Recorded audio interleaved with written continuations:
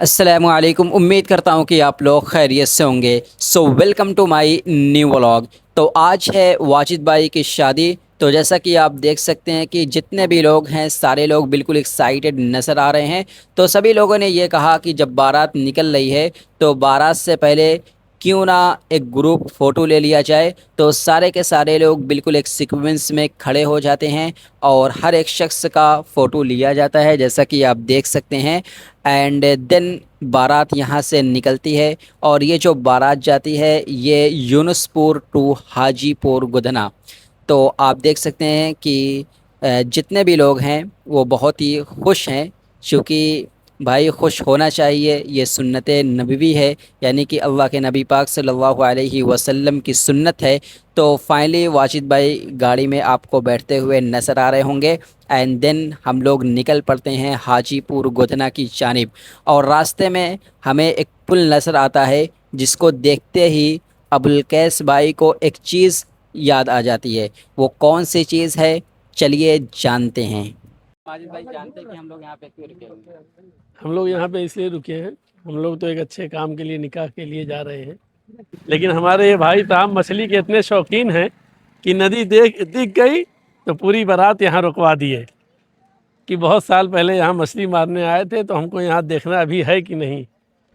अब इनकी वजह से लेट हो या सवेर हो, लेकिन मछली का मुआयना करके जाएंगे यहाँ से। ये अबुल कैस भाई हैं, यहाँ पर उतरे हुए स्पेशली मछली देखने के लिए। आप एक बार व्यू दिखाइए इधर।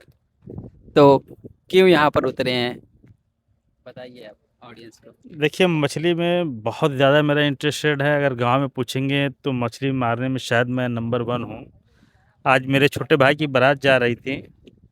हालांकि मैं बारात से बहुत उत्साहित हूँ, क्योंकि मुझे 8 से 9 साल हो गया, और उसके बाद ये 8 से 9 साल के बाद मैं अपने भाई की बारात जा रहा हूँ। रास्ते में ये मुझे जो जगह दिखी, मैं 14-15 साल पहले यहाँ पे आया था।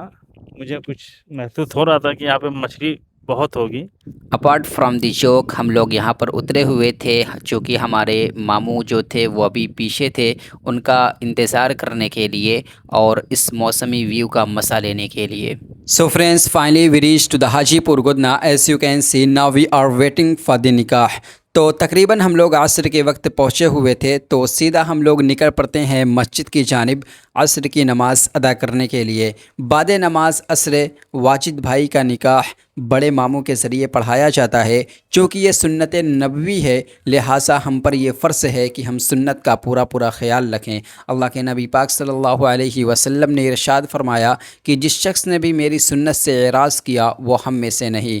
और इसी के साथ साथ वो लोग जिनकी उम्र शादी तक पहुँच चुकी हैं और थोड़ा बहुत भी स्टेबल हैं, तो उन्हें चाहिए कि वो निकाह करें, ठीक है।